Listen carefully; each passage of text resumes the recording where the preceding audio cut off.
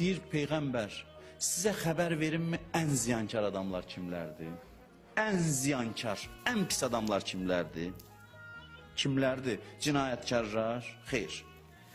Araq içən, oğurluq eləyən? Xeyr, bunlar deyil. Bəs kimlərdir? Xəbər verimmi ən ziyankarlar kimlərdir? Buyurur. Allah'ın sözüdür bu. Ellezine zalle sa'yuhum fil hayatid dunya ve hum yahsabuna ennehum yuhsinuna sun'a. O kəslər ki, səhv işlər görür. Azğındılar, amma elə düşünürlər ki, yaxşı iş görürlər.